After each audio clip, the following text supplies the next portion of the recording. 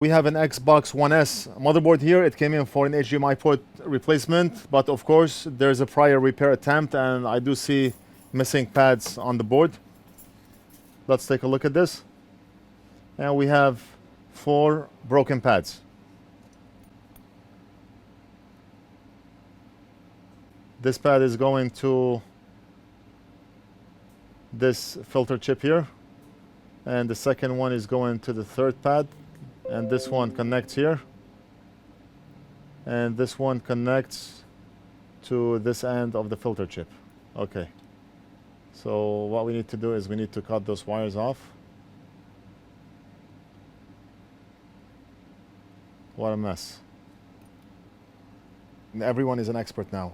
Everyone want to take on his own repairs, and stuff like this happens every single day, and that's why we have the repair attempt fee. If we replace the HDMI port and for whatever reason the board does not work because of other issues caused by the prior repair, then we charge the customer a repair attempt fee because of the time that we spent to make those, to fix those broken pads, the time we spent to solder the connector. We try our best to make this board work, but in cases like this where there's a prior repair attempt, then we have to charge the customer a repair attempt fee in case the board does not work. Let's start by removing the solder off the holes here. There's probably still unleaded solder in those holes, so we have to clean the holes. And what I will do is solder a new connector, and then we can fix those traces. Or what we can do is we can run wires right now. We can run the wires from here to here, here to here, you know, all 4 pads, and then solder the connector over the wires. We can do it that way too. In the last video, I chose to run the wires first and then solder the connector in the door cam video that we did yesterday. But today we're gonna put the connector and then we're gonna solder the wires. So let me make sure all those pads are clean. Now, customer only mailed in the board. Big Boss already left, but maybe if I finish the job today, I'll let him test it tomorrow. We do have an Xbox One S console here that we can try it on. But my job now is to solder the HDMI port and fix those pads.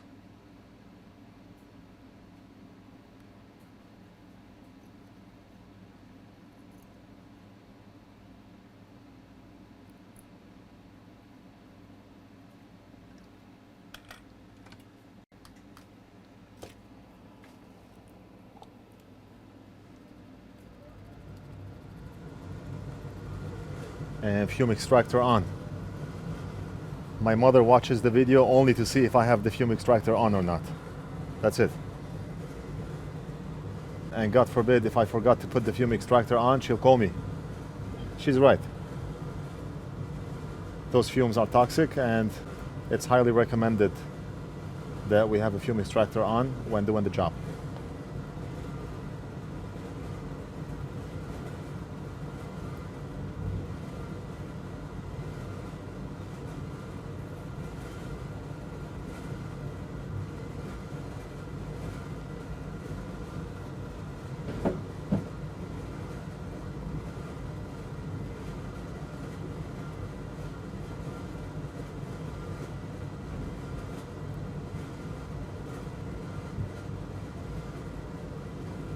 So it looks like we still have unleaded solder inside the holes.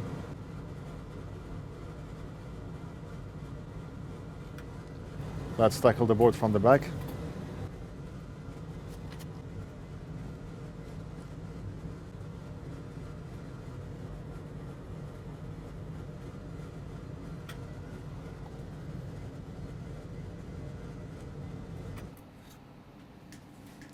Right, so flip the board. And we're gonna clean this side.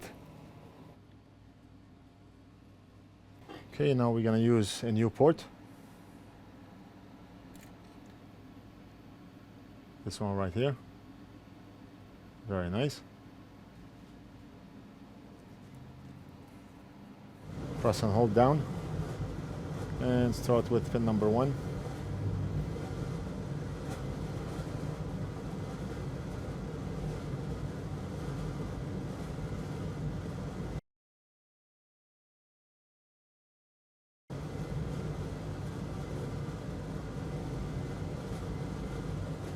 So we already did 7 pins.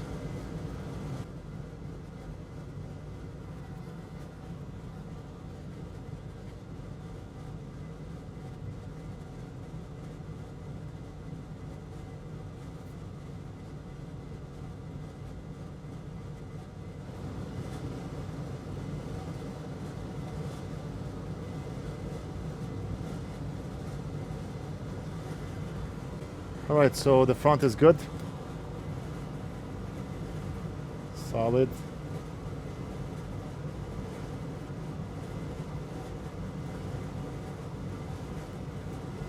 Very solid. We're gonna flip the board and solder the back, and we'll come back to the front to fix those wires. Fix the traces.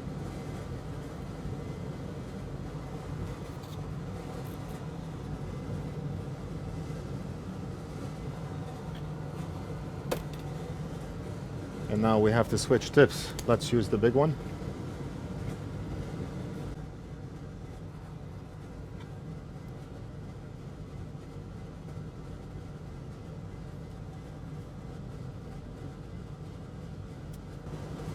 And just a little bit more.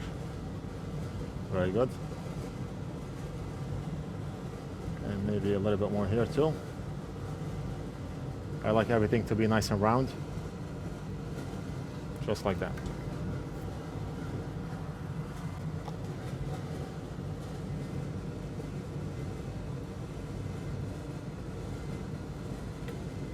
Nice and shiny.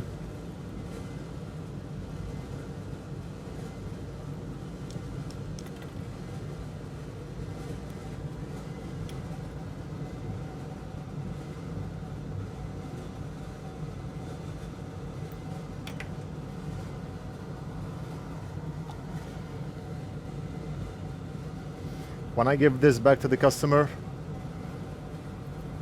I like it to be as perfect as possible and as clean as possible.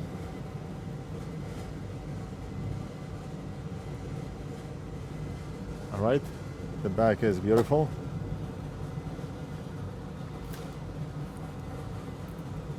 You can see your face looking at those joints. That's why it's beautiful. You have a beautiful face. And now we have to run the wires. So yesterday we ran the wires first and then we soldered the connector doing the drop cam, the device that we fixed called the drop cam 3. But today we soldered the connector and now we're gonna run the wires. I mean, to me, honestly, it's the same, but maybe it's a little bit easier if you run the wires first and then the connector. If your hands do not shake and you are precise with your soldering iron, then it shouldn't be a problem to just solder the wire onto the pin like we're gonna do now.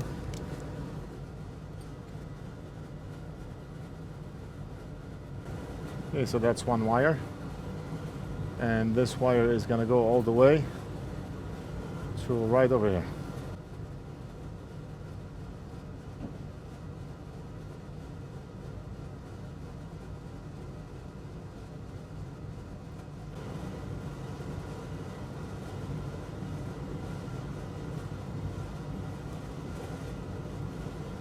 We'll put solder mask on it later on. Let's do the other one.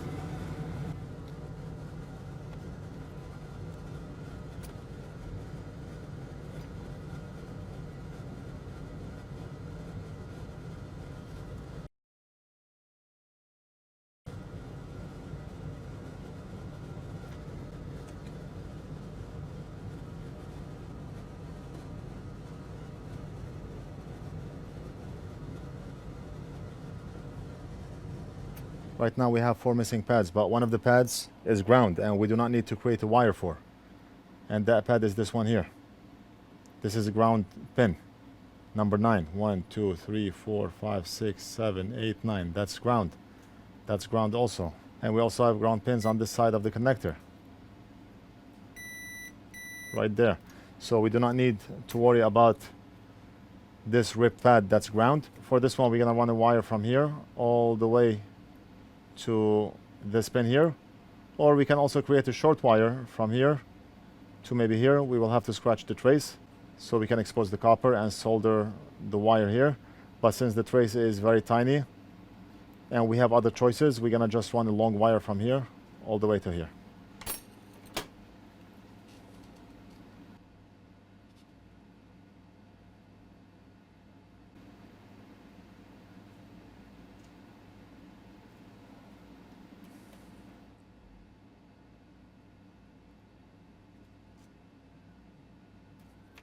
Let's clean up, then we're gonna test the pins, and then we can add the solder mask so we can secure those wires down in place. Still have some flux here.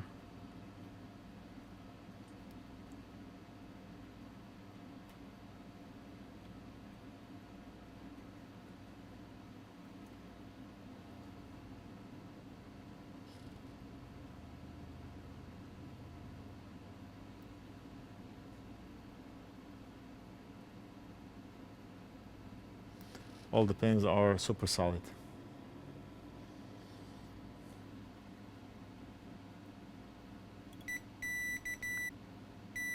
So the connection is good for this wire.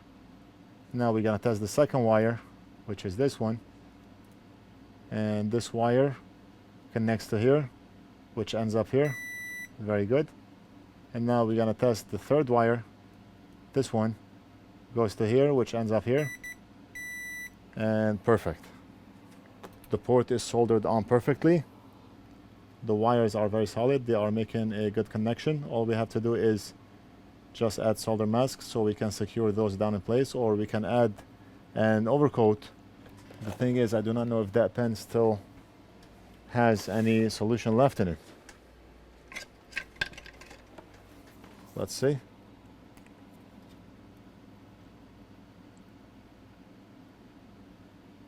Oh yeah, it does. Okay, good. So just release some, and then we're gonna spread this stuff. We're gonna spread it here. Spread it there like this.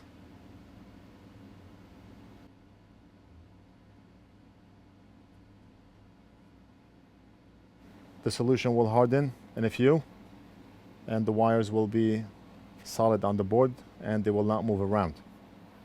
So the job is done. We're gonna invoice the customer and ship it back to him. That's the port right there. I hope you enjoyed the video. Don't forget to like and subscribe. Leave a comment if you have any questions, and we'll do something else in the next video.